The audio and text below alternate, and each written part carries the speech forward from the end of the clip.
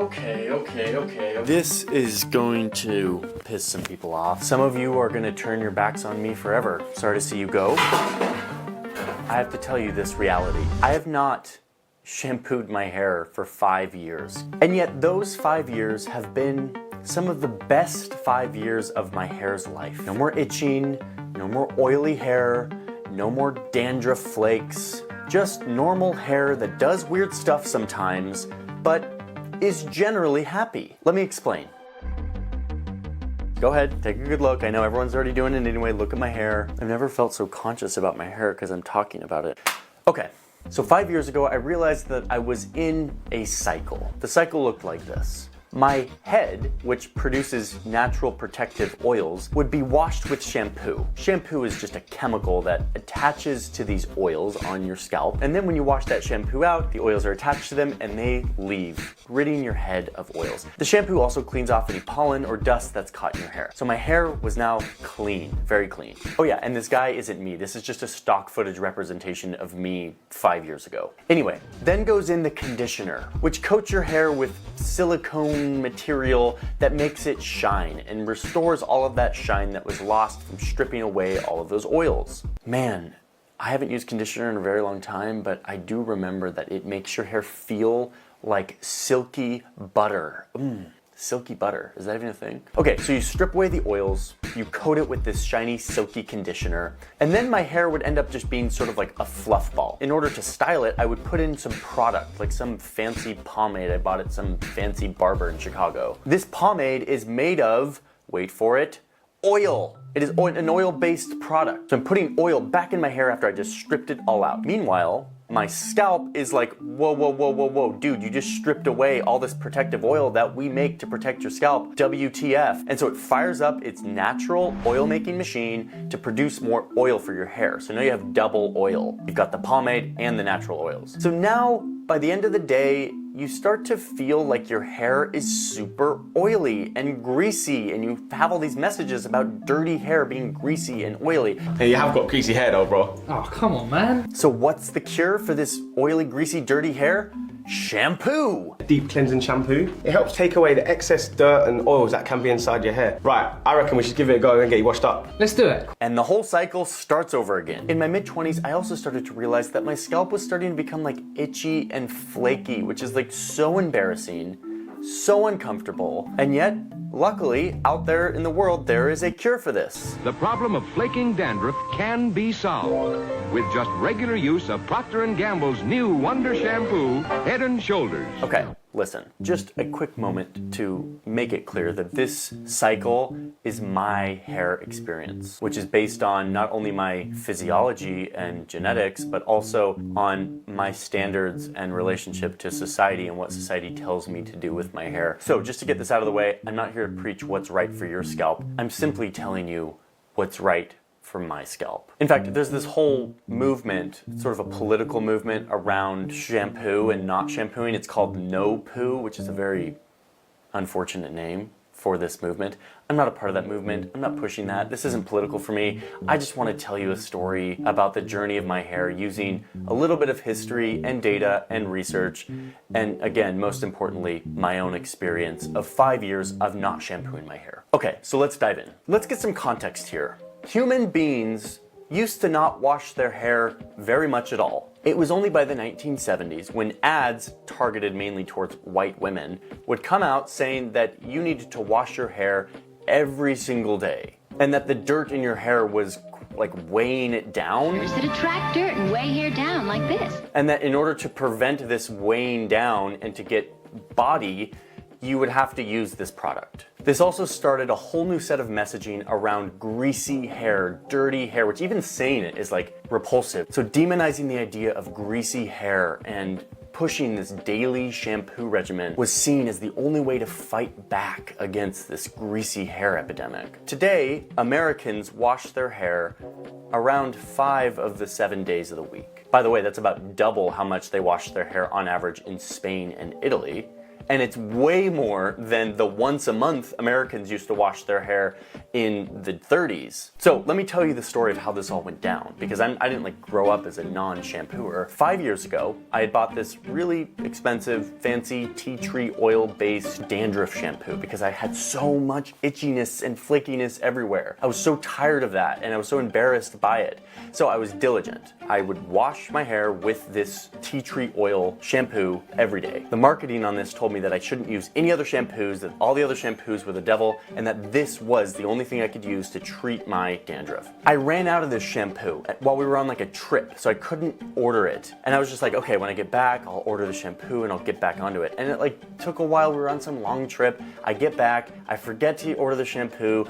I was getting worried about this, but soon, after like 3 weeks of this sort of fear of using other shampoos, I noticed that the itching started going away and that the greasy hair feel started to actually level out. It was actually okay, and I was secretly like, ooh, I probably just got used to it or something. But the key moment happened when I went in to get a haircut, having not washed my hair with shampoo for like a month. I was actually really nervous and conscious of what the barber was gonna say to me, and he didn't say anything. So I asked him, I was like, hey, how does my hair and scalp look to you? And he was like, looks good. It's a little dry, but overall pretty healthy. And that was the moment for me. I was like, wait, what? This guy who sees like dozens of scalps every day, dozens of scalps, that's actually really gross, like dozens of scalps. I'm just never gonna say that again. This guy sees a lot of scalps every day, and he had like blessed my unshampooed scalp and was like, you're actually okay. Now, let me just remind you that I've told some of my close friends this story before, and they have tried it and it hasn't worked for them. I'm not saying that this exact thing is going to work for you. The reason I am making this video, because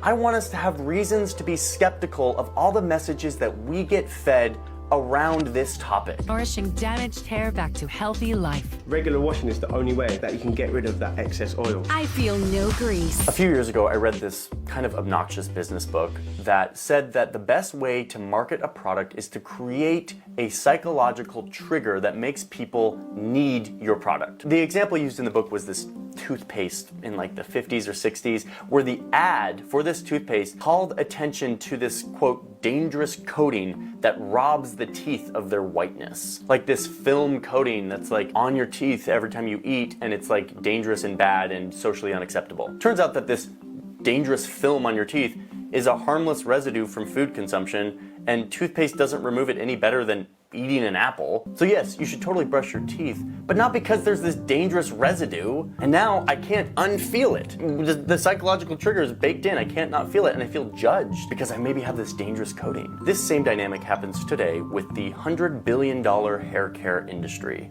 They push all sorts of scary ideas about dirty things lurking in your hair that only their product can fix. And they get very rich because of it. Telling you that you have grease in your hair makes you feel dirty psychologically. And what it does is it turns these naturally occurring lipids or fats in your hair, which are totally protective and naturally occurring, into this gross feeling, dangerous thing. And more these commercials have these like fancy 3D diagrams to make it feel totally legit and medical. There are medical things here, like dandruff is a real skin disorder. That's something that has real symptoms and should be treated in a real medical way by a professional, not by a commercial with a fake doctor showing you 3D diagrams to sell a product. And no, this lady is not a legit doctor, she's an actor. While we're on the point of dandruff and itchy scalps, let it be known that dry scalp, which is not a skin disorder, it literally means that you don't have enough hydration in your scalp, is not dandruff. But he's scratching his head. Could be dandruff. And yet, they share effectively the same symptoms, itchy, flaky. But dry scalp, unlike dandruff, is caused in part by, wait for it, shampooing too much, drying out your scalp by stripping it of its natural hydrating oils. This was my problem in my 20s. I didn't have dandruff.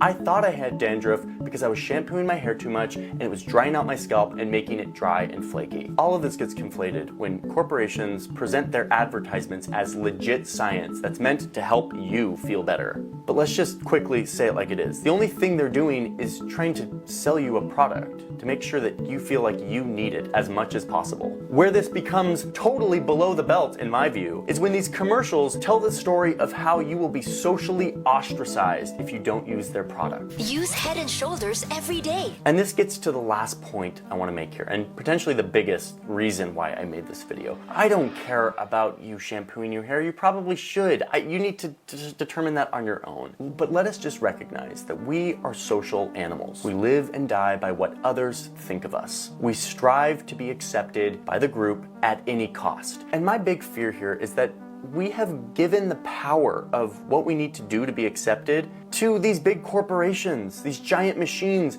who use this psychological dynamic to sell us more of their stuff. They have successfully turned hair into a discussion of hygiene and cleanliness, and now we talk about this almost as a form of epidemiology. Cleanliness and hygiene turns into an issue of health and safety, which, let's be honest, brushing your teeth or washing your hands, that stuff is there to stop us from spreading diseases. I haven't washed my hair in 5 years, and there's not some virus that's gonna pop off my head and go infect my family. Oh, that's a very strange image. Head virus. There are real skin disorders having to do with the scalp. Those should be treated seriously. But my sense is that we've conflated that.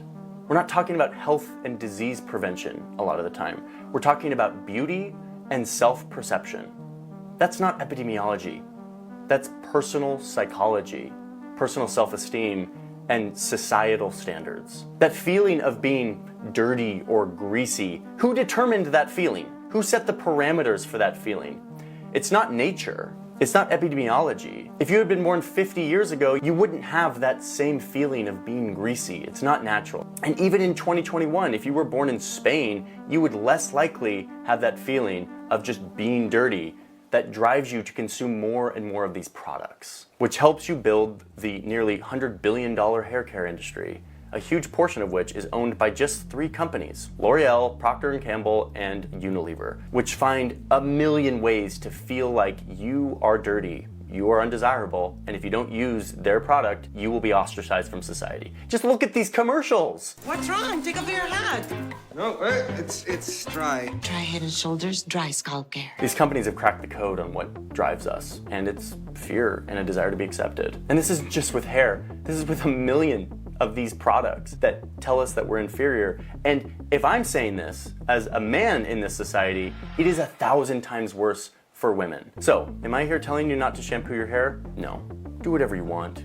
You have a totally different hair experience than I do. I'm sure stopping cold turkey like I did probably isn't the right choice for you. All I'm asking you is to scrutinize your standards and who is in control of the narrative of what clean even means. Okay? That's that. Speaking of the psychology of self-esteem in the 21st century, I want to tell you about the sponsor of today's video, which is BetterHelp. It's an online tool that allows you to connect with a professional trained counselor so that you can have therapy but do it remotely. I've been in therapy for the past 1.5 years, and for the majority of that it's been remote. I haven't been sitting in the therapist's office. And I can't stress enough how important it has been for me, my understanding of myself, and my well-being as a person, and as a husband, and as a father, and as a brother, and as all the roles that I play in my life. Therapy has been amazing. BetterHelp is not a crisis line. It is not a self-help scheme. It is a platform for finding a counselor and starting therapy so that you can start to make strides in your mental health. My favorite part about BetterHelp is that it makes it free and easy to change your counselors. It often takes a while to find the right therapist for your life, and with BetterHelp you have a ton of options, as well as the ability to, if you don't find a good fit at first or second or third, you can keep trying until you find the right counselor for you. BetterHelp is more affordable than traditional counseling, which can be fairly expensive, and there is financial aid available. BetterHelp wants you to start living a happier life today, and I am a major proponent of therapy as an ongoing practice. I wish it was more accessible. BetterHelp is making it so. So go to betterhelp.com/Johnny Harris. That's betterhelp.com/Johnny Harris and join the over 1 million people who are taking charge of their mental health with the help of an experienced professional. Clicking that link helps support this channel, but it also gives you 10% off your first month of therapy. Thank you, BetterHelp, for sponsoring this video. Thank you all for watching. Thank you, patrons, for your ongoing support. Hope some of you stick around even though I don't wash my hair all the time. Okay, see ya.